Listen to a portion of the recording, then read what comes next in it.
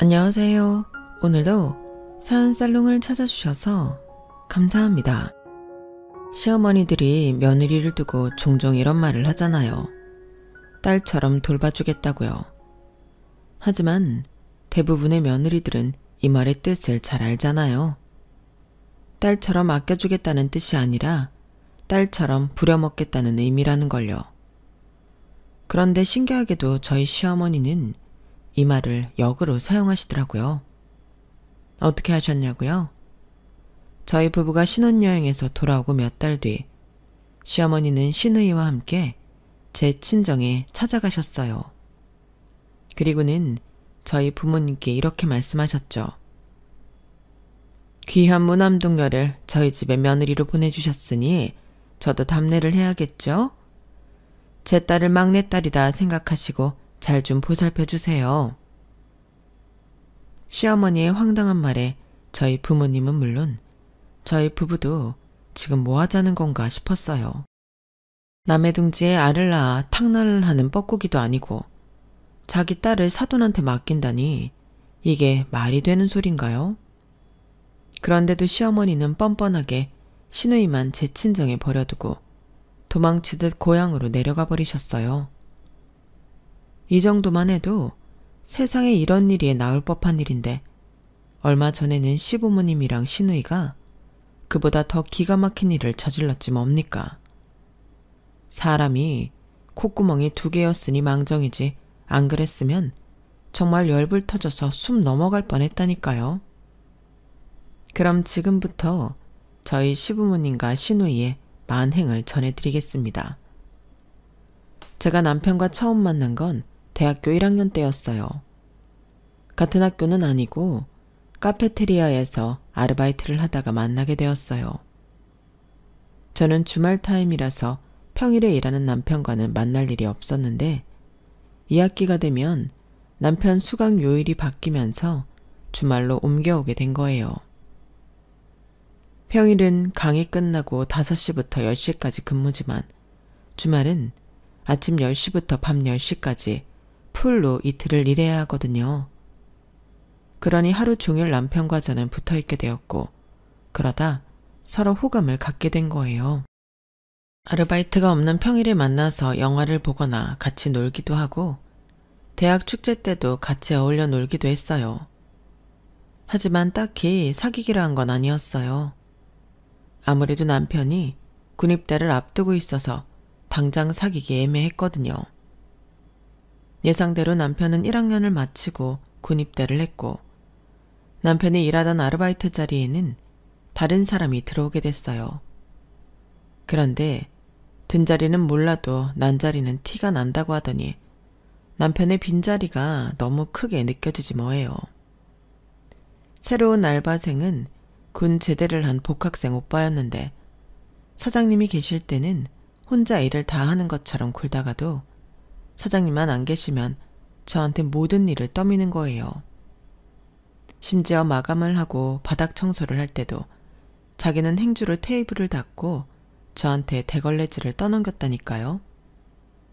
아니, 똑같은 시급을 받고 일을 하는데 자기는 쉽고 편한 일만 하고 저는 힘쓰고 티 안 나는 일을 하는 게 말이 되나요? 남편이랑 일을 할 때는 서로 번갈아가며 대걸레질을 했는데 제가 당번인 날에도 남편이 수시로 도와주곤 해서 제가 영화도 보여주고 밥도 사주기도 했었어요. 그렇다고 복학생 오빠도 그래주기를 바라는 건 아니에요. 그저 일을 똑같이 나눠서 하자는 거죠. 청소뿐만 아니라 다른 일에 있어서도 복학생 오빠는 얌체처럼 굴었어요. 그러면서도 얼마나 꼰대짓을 했는지 몰라요. 저보다 고작 2살 많을 뿐인데도 말끝마다 요즘 애들은 이래서 안 돼 라는 말을 달고 살면서 어찌나 저를 부려먹던지 복학생 오빠랑 일하는 하루하루가 지옥처럼 느껴질 정도라서 토요일 아침에 오지 않기를 바란 적도 한두 번이 아니에요.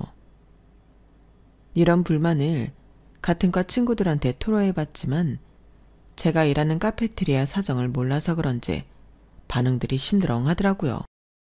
다들 그냥 신경 쓰지 마 라든가 그럼 알바 그만두고 딴 데서 일하라는 말이 고작이었거든요.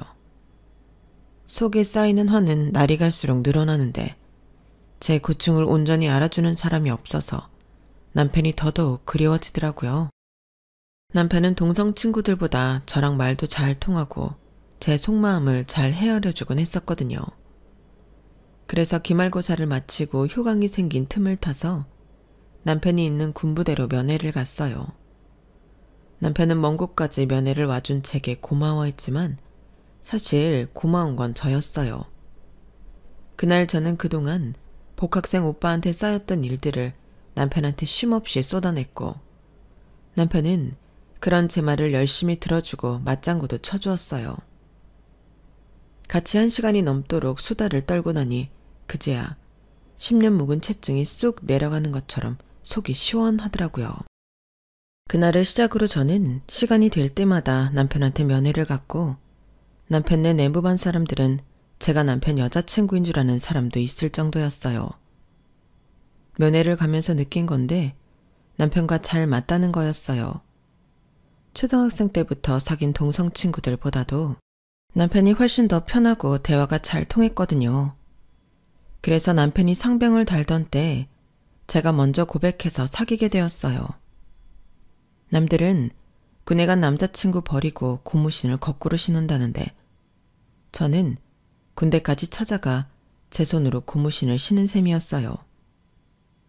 그래도 그날 일을 한 번도 후회한 적이 없을 정도로 제가 남자 하나는 잘 골랐다고 자부해요. 남편한테는 9살 어린 여동생이 하나 있었는데 나이 차이가 많이 나서 그런지 남편이 무척 챙기곤 했어요. 군입대 전에 아르바이트를 할 때도 여동생과 살갑게 통화하는 모습을 종종 보곤 했거든요. 군에 있을 때도 얼마 안 되는 군인 월급을 모아서 여동생 생일 선물까지 사주곤 했어요. 본가가 지방이라서 동생을 자주 볼 수 없기 때문에 그리움이 더한 것 같았어요. 그런데 알고 보니 여동생과 애틋한 이유가 있더라고요. 부모님이 일찍 이혼을 하셔서 내 동생은 아빠 정을 모르고 자랐다고요. 그래도 나는 자전거 타는 법도 아빠한테 배우고 공원에서 캐치볼도 자주 했는데 동생한테는 아빠랑 했던 추억이 하나도 없으니까 너무 불쌍하잖아. 아빠와의 추억은 만들어줄 수 없지만 그 외의 부분은 내가 대신 채워주고 싶어. 남편의 그런 마음을 알기 때문에 남편과 사귀는 동안 시누이를 놀이동산이나 워터파크에 데리고 가서 함께 놀아주곤 했어요.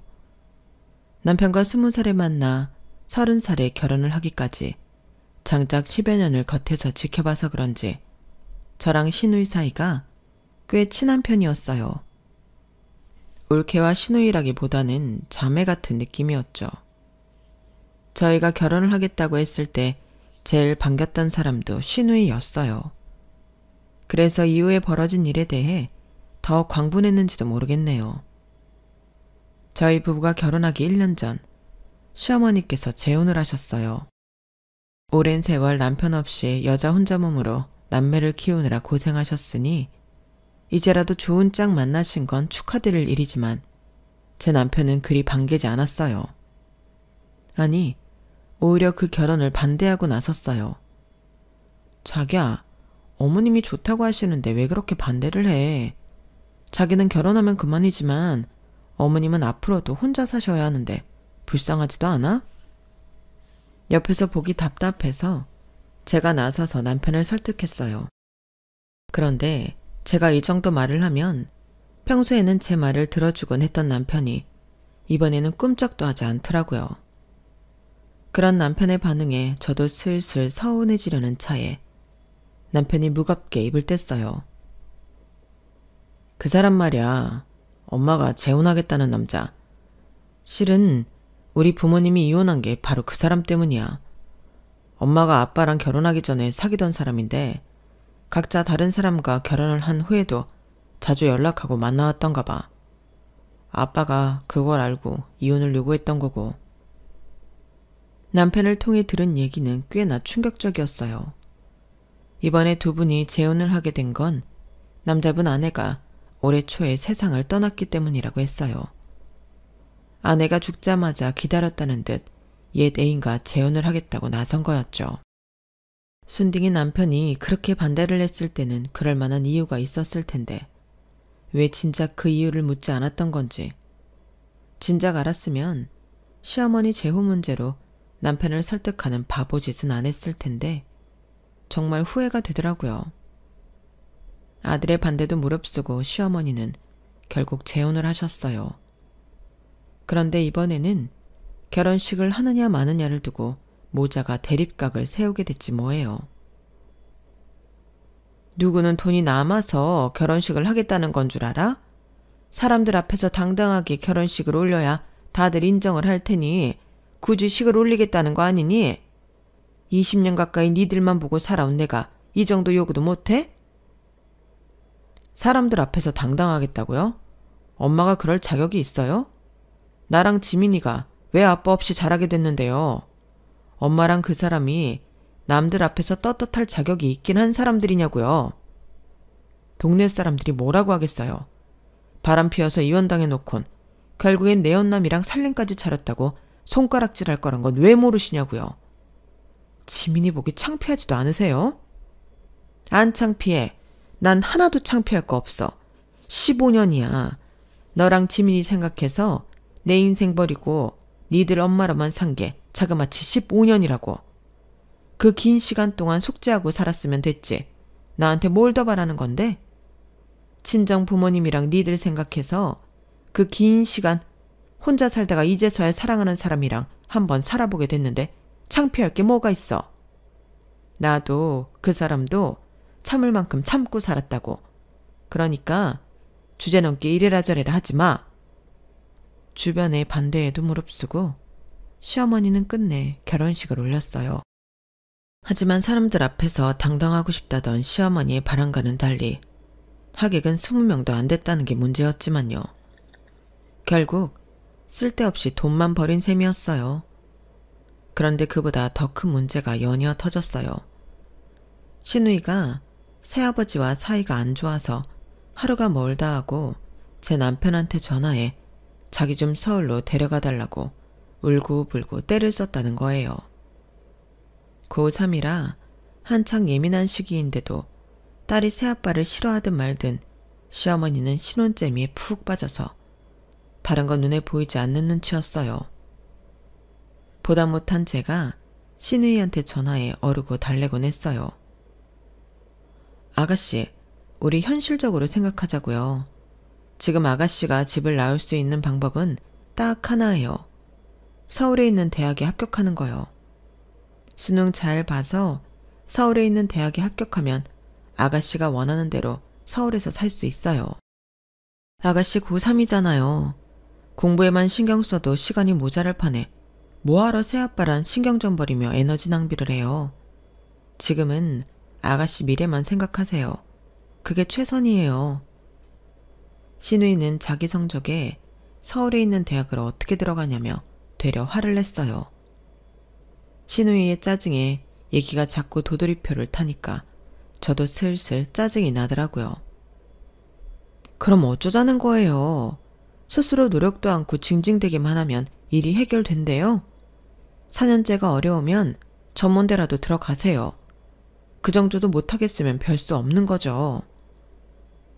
시누이한테 너무 심하게 말한 게 아니냐고 하실지 모르겠지만 절대 그렇지 않아요.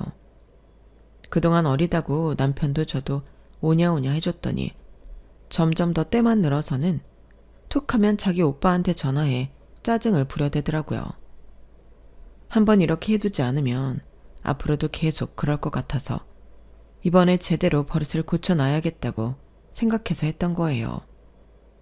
늘 우는 얼굴로 해달라는 건 다 해주던 올케가 이빠른 소리를 해서 그랬는지 시누이도 한동안은 잠잠했어요.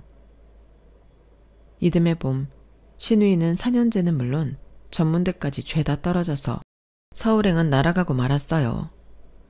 시누이가 저 몰래 남편한테 전화해 신혼집에서 자기도 같이 살면 안 되냐고 했던 모양인데 남편이 그건 안 된다고 딱 잘라 말했던가 봐요. 그 여파로 시누이는 제 남편한테 냉랭하게 굴기 시작했어요.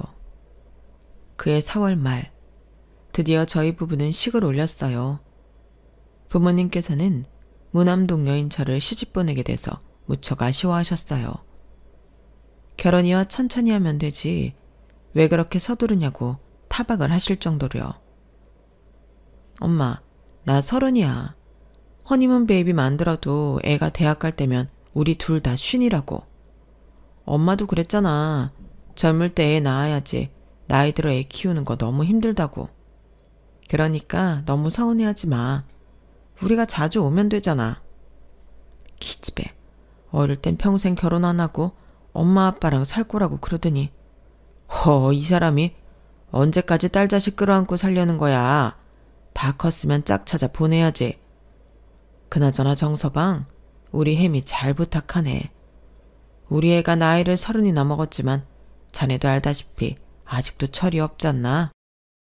자네가 너른 마음으로 이해해주고 아껴주게. 우리가 바라는 건 그거 하나야. 아빠는 말은 이렇게 하셨지만 신혼여행지에서 엄마랑 통화해보니 제가 결혼식을 올린 그날부터 아빠가 어깨도 축 처지고 시무룩해지셨다고 그러더라고요. 시댁이 지방에 있는 탓에 신혼여행에서 돌아오고 시댁엔 들르지 못했어요. 어머님이 나중에 오라고 그러셨거든요. 당장 그달은 결혼식 때문에 장기 휴가도 낸 탓에 따로 월차도 낼 수 없어서 다음 달에 찾아뵙기로 했어요. 그런데 다음 달이 되니 어머님이 또 오지 말라고 그러시지 뭐예요. 직장 다니는 애들이 무슨 시간이 있다고 이 먼 데까지 왔다 가니? 그럴 거 없어. 내가 서울로 올라가마. 솔직히 그 말에 조금 감동했어요. 결혼 전에 어머님을 뵀을 땐 좀 깍쟁이 같다고 느꼈었는데 제가 오해한 게 아닌가 싶더라고요. 그런데 역시나 첫 인상이 틀리진 않았더라고요. 저는 어머님이 주말에 오실 줄 알았는데 뜬금없이 평일에 올라오신 거예요. 그것도 저희 집으로 오신 게 아니라 제 친정으로 말이죠. 퇴근 시간이 다 돼가서 업무 마감을 하고 있는데 엄마가 전화를 했더라고요. 뭐? 시어머니가 거기로 가셨다고? 아니 왜? 전화로 말하긴 좀 그렇고 아무튼 퇴근하거든 정서방이랑 같이 좀 와. 전화를 끊고 남편한테 전화해 어머님이 내 친정으로 가셨다는 말을 했더니 한숨을 푹 쉬더라고요. 앞으로 어떤 일이 벌어질지 대충 눈치를 챈 모양이었어요. 혹시 우리 엄마가 돈 부탁 같은 거 했다고 안 그러셔? 돈? 그런 말은 없던데. 왜? 어머님이 돈 필요하시대? 아니, 얼마 전에 전화를 하셔선 지민이가 재수학원을 보내달라고 그런다더라고. 그러시면서 나보고 비용 좀 대주라는데 우리가 그럴 형편이 안 되잖아.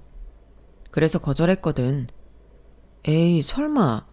그런다고 어머님이 우리 부모님한테 가서 돈 빌려달라는 말씀을 하셨겠어? 자식보다 불편한 사돈한테?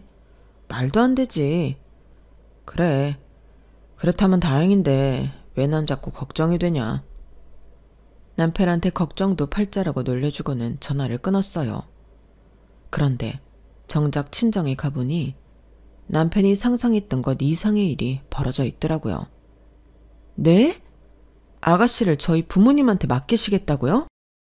가만 생각해보니까 눈에 넣어도 안 할 불무남동녀를 홀라당 며느리로 데려왔는데 사돈께서 얼마나 적적하실까 싶더라고. 세상사 기브앤테이크라고 남의 집 귀한 딸을 데려왔으면 내 딸을 내어드리는 게 도리가 아닌가 생각한다. 이건 또 무슨 해괴망측한 논리인지 황당해서 말도 안 나오더라고요. 왜 엄마가 한숨을 푹푹 쉬며 제게 집으로 좀 오라고 했는지 알 것 같았어요. 염치 없이 구는 시어머니였지만 그래도 저희 부모님은 최대한 신사적으로 대하려고 노력하셨어요. 사실상 이럴 땐 상대랑 똑같이 막무가내로 나가야 하는데 말이죠. 아니나 다를까 시어머니는 잠시 통화 좀 하고 오겠다고 나가서는 그대로 본가로 가버리셨어요. 시누이만 덜렁 남겨둔 채 말이죠. 잔뜩 화가 난 남편은 시어머니한테 수십 통도 넘게 전화를 했지만 받지 않으시더라고요. 작정하고 자기 자식만 사돈 집에 남겨두고 간 사람이 전화를 받겠어요? 어림도 없죠. 그런데 시어머니도 시어머니지만 시누이도 제정신이 아니더라고요. 어떻게든 제 친정에 붙어 살 작정을 하고 왔는지 아주 눈물겹게 저희 친정 부모님을 구워 삼고 있지 뭐예요. 사돈어른, 실은요, 저희 새아빠가요, 저를 싫어해요. 엄마 앞에서는 잘해주는 척하지만 엄마만 없으면 저더러 집에서 나가라고 소리친다니까요. 하루는 제가 도서관에서 공부하다가 점심 먹으러 집에 갔었거든요. 근데 밥통에 밥이 없는 거예요. 그래서 라면을 하나 끓여 먹었더니 새아빠가 뭐라는 줄 아세요? 왜 자기 돈으로 산 라면을 먹냐면서 라면값 내놓으라는 거예요. 제가 이러고 살아요. 엄마가 집에 없을 땐 새아빠 눈치 보느라 밥도 제대로 못 먹고요. 용돈 달라는 말도 못하겠어서 도서관까지 1시간 거리를 걸어서 다닌다니까요. 사돈어른, 염치 없는 건 알지만 저 좀 여기 있게 해주세요. 저 그 집에 있다간 언제 새아빠한테 맞고 쫓겨날지 몰라요. 시누이의 말에 저희 부모님은 감정이입이 되셔서는 아유 세상에 이를 어째 같은 말을 연신하셨어요.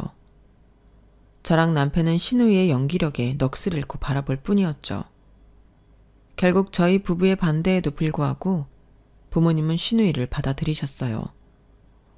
아빠, 정말 제 시누이 데리고 사실 생각이세요?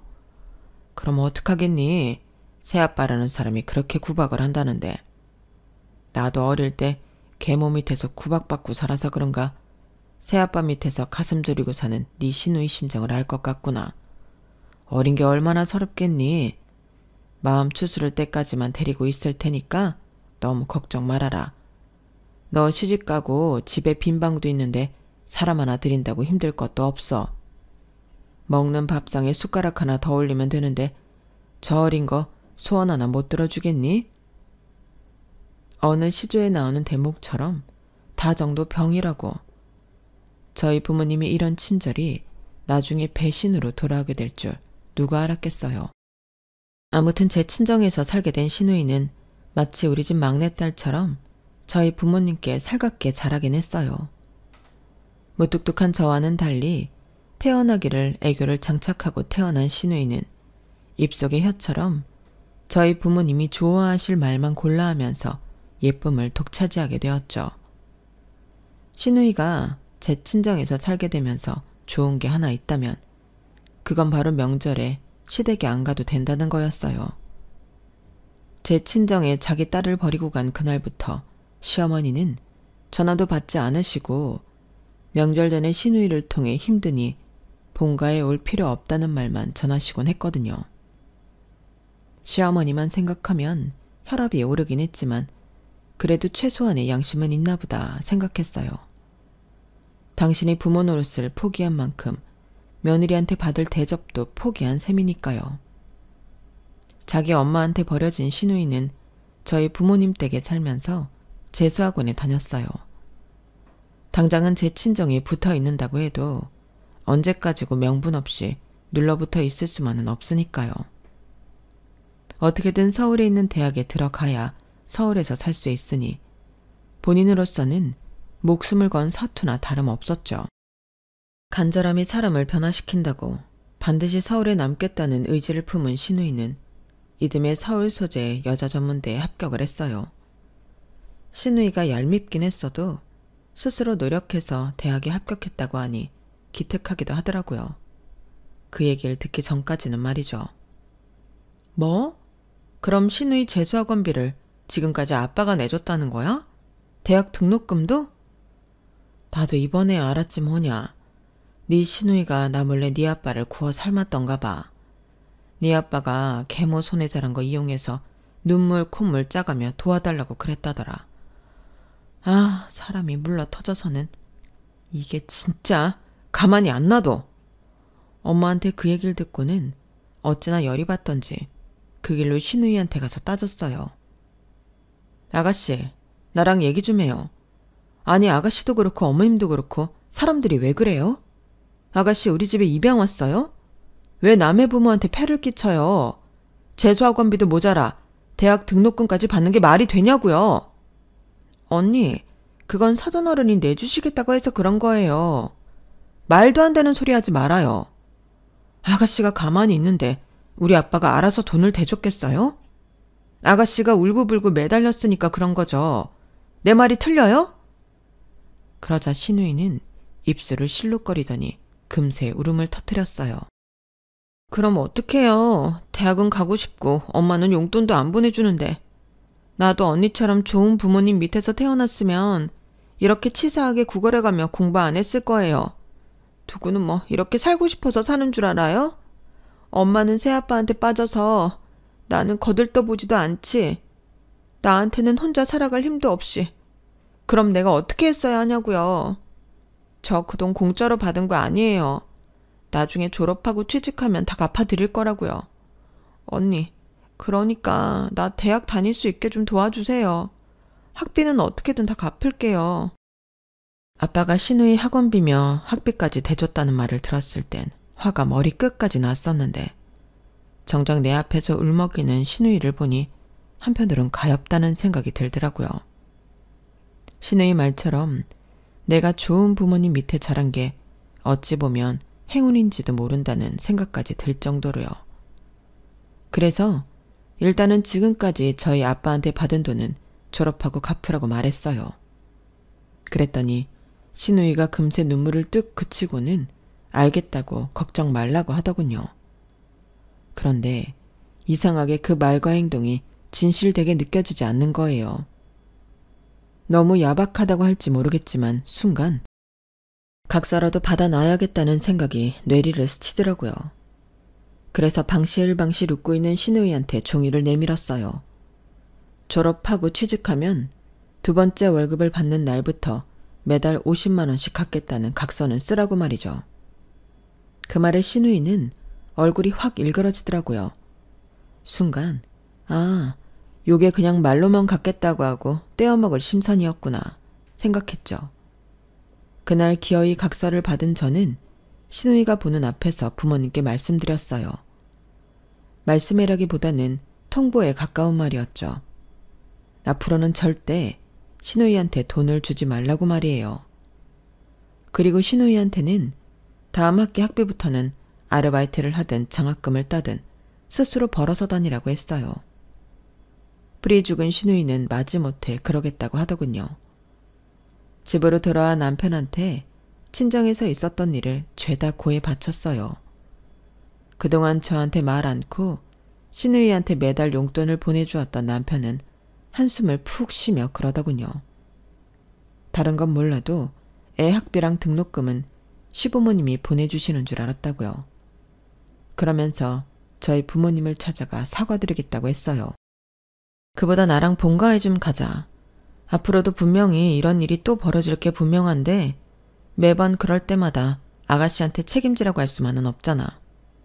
아직 21밖에 안 된 애가 뭘 얼마나 책임질 수 있겠어. 어떻게든 이번 참에 어머님이랑 단판을 지어야지. 그렇게 그 주 주말에 본가로 내려간 저희 부부는 시어머니와 대판 싸웠어요. 제가 싸운 건 아니고 남편과 시어머니가 싸운 거였지만요.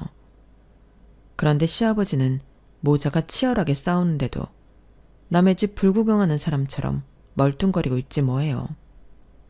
남의 자식들 일이니 상관없다 이거겠죠. 결국 그날 남편과 어머님한테 몇 가지 확답을 받아냈어요.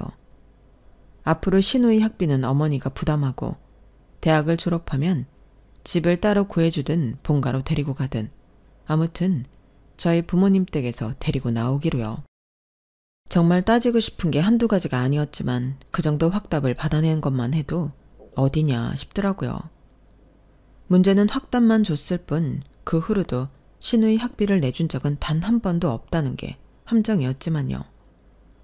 남편은 저희 부모님께 자기 여동생 생활비를 대신 내겠다고 했지만 저희 부모님이 그걸 받으실 리가 없었어요. 그래서 돈 대신 신우이한테 집안일을 거들게 했어요. 뭐 얼마나 잘할지는 모르겠지만 그래도 안 하는 것보다 낫겠다 싶더라고요. 졸업하면 당장 저희 부모님 댁을 나가겠다고 약속했던 신우이는 화장실 들어갈 때 마음이랑 나갈 때 마음이 다르다는 말처럼 취업을 하고 몇 달이 지나도록 나갈 생각을 안 했어요. 그나마 반강제적으로 각서에 썼던 대로 매달 50만 원씩 저희 부모님께 상환하고 있었으니 그것만 해도 절반의 성공이라고 해야겠죠. 하도 이 집 여자들한테 당해서 그런가 시어머니보다 시누이가 그나마 낫다는 생각까지 하게 되더라고요. 생각 같아선 졸업했으니 당장 내 부모님 집에서 나가라고 하고 싶었지만 부모님이 말리셨어요. 특히 엄마가요. 너무 그러지 마. 지도 졸업하고부터는 슬슬 우리 눈치 보는 것 같더라. 취직은 했다고 하지만 당장 집어들 돈이 있니? 사부인은 여전히 신경도 안 쓰는 것 같던데. 사람이 비빌 구석이 있어야 살아나가지. 너도 이제 애엄마 아니니? 네 자식 잘 되길 바란다면 남의 자식한테 그리 모질게 굴면 안 되는 법이야. 몇 년 전 딸을 출산한 저는 엄마의 그 말에 마음이 흔들렸어요. 내 자식이 그런 상황이라면 내 마음은 어땠을까 생각하니까 모질게 먹었던 마음이 사르르 녹아버리더라고요. 그래서 시누이한테 눈치 보지 말고 있고 싶을 때까지 더 있으라고 말해주었어요. 대신 집안일도 좀 도우라는 말을 덧붙였죠. 시누이가 한다고 해도 저희 엄마가 시키실 리 만무했지만요. 그렇게 시누이는 7년을 저희 부모님 댁에서 살았어요. 그리고 얼마 전에 결혼할 상대가 생겼다고 둘이서 저희 집에 찾아왔더라고요. 처음 봤을 때 초등학생이던 여자아이가 어느새 결혼할 나이가 되다니 세월 참 빠르다는 생각이 들었어요. 저희 부모님은 마치 막내딸을 시집 보내는 기분이라고 하시더군요. 그래서 결혼 선물로 TV를 해줄까 냉장고를 해줄까 하시더라고요. 그런데 이런 마음에 똥물을 끼얹는 일이 일어났지 뭐예요. 시누이 상견례 날이었어요. 상견례를 마친 시부모님이 본가로 안 내려가시고 저희 친정에 들르시겠다는 거예요. 그때만 해도 저는 시부모님이 그동안 자기 딸 돌봐줘서 고맙다고 감사 인사라도 하려는 모양인가 보다 생각했어요. 그런데 시아버지가 대뜸 저희 부모님께 그러는 거예요. 아이고, 딸 자식 맡겨놓고 이제야 인사드립니다. 그동안 잘 지내셨죠? 제가 오늘 이렇게 찾아온 이유는 다름이 아니라 사돈한테 할 말이 있어서 왔습니다. 저희 부모님도 감사 인사라도 하려나 하는 표정이더라고요. 그런데 웬걸? 그동안 제 딸아이 덕분에 적적하지 않게 지내셨는데 이렇게 시집을 간다고 하니까 막내딸 시집 보내는 기분이시죠? 하, 그러게요. 앞으로 적적할 것 같습니다. 그래서 말인데요. 딸처럼 데리고 사셨으니 그에 대한 책임도 지셔야 하는 거 아닙니까? 많은 걸 바라는 건 아닙니다. 딱 부모가 딸아이 시집 보낼 때 해주는 만큼만 해주시면 됩니다. 살 집은 사이가 준비한다고 하니까 가전제품이랑 가구 정도만 해주시면 되겠네요. 그러자 옆에 있던 시누이가 끼어들었어요. 기왕이면 신혼여행도요. 저희가 유럽으로 가고 싶은데 너무 비싸서 결정을 못하고 있거든요. 직장 때문에 길게는 못 가고 7박 8일 정도면 된 것 같아요. 아니 뭐 이런 염치에 밥 말아먹은 인간들이 있는 거죠? 저를 비롯해 남편과 저희 부모님은 잘못 들인 게 아닌가 싶은지 눈만 꿈뻑대고 있었어요. 그러다 정신이 반짝 든 남편이 벼락같이 소리를 쳤어요. 지금 뭐 하자는 겁니까? 누구 보고 뭘 해달라고요? 제정신이에요? 지민이 너도 미친 거 아니냐고. 그동안 당신 대신 자기 친딸을 키워줬으면 고맙다고 인사는 못할 망정 뭐요? 혼수를 해줘요? 어디서 이런 개소리를 하는 겁니까? 하, 참. 당신이 그러고도 지민이 친부라고 할 수 있냐고요? 뜻밖의 남편의 아우팅에 그 자리에 있던 사람들이 입을 모두 떡 벌어졌어요. 특히 시누이는 금방이라도 눈알이 밖으로 튀어나올 것처럼 놀라더라고요. 오빠, 지금 그게 무슨 소리야? 새아빠가 내 친부라니. 그게 무슨 소리냐고. 그제야 자신이 무슨 말을 했는지 자각한 남편은 아차하는 표정이 됐어요. 하지만 이내 표정을 고치고는 작정한 듯 말을 이어갔어요. 말한 대로야. 너 저 사람 친딸이라고. 내가 우리 아빠 만나서 확인까지 했어. 그때까지 아무 말도 않고 앉아있던 시어머니는 그 말에 정색을 하셨어요. 말도 안 되는 소리. 네 아빠가 뭘 한다 그래? 그 인간 이젠 지 딸도 남의 딸로 둔갑시키네? 지민아, 너 네 오빠 말 듣지 마. 다 거짓말이야. 그러자 시아버지도 나서서 신우이한테 변명을 해댔어요. 그래, 네 엄마 말이 맞다. 내가 어떻게 네 친부가 될 수 있겠니? 너도 알잖니? 내가 네 엄마랑 결혼한 게 불과 8년 전인데 어떻게 너를 낳아? 말도 안 되는 소리지. 원래 분리할 때 말이 많아진다고 그러잖아요. 시어머니와 시아버지는 서로 만담이라도 하듯 신우이한테 주저리 떠들어댔어요. 그러자 남편이 회심의 한마디를 날렸어요. 혈액형 B형 맞죠? 그 말에 시아버지는 입술을 부르르 떨고는 배째라는 식으로 나왔어요. 그래, B형이다. 왜? 세상에 B형이 한둘이냐? 친부도 B형이잖아. 아니요, 저희 아빠 O형이에요.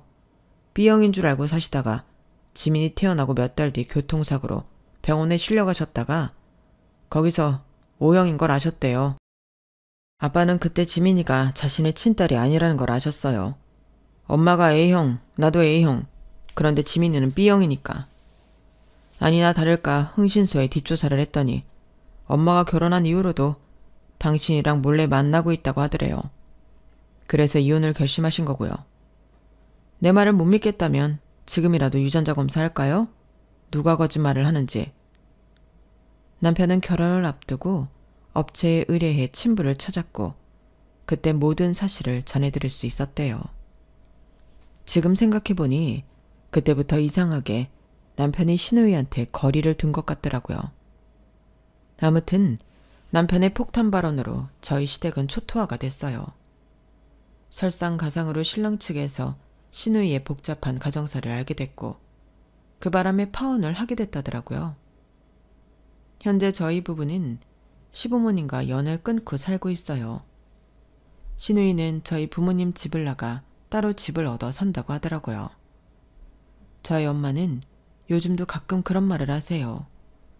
예, 난 말이지 그날 눈앞에서 막장 드라마를 보는 줄 알았다니까?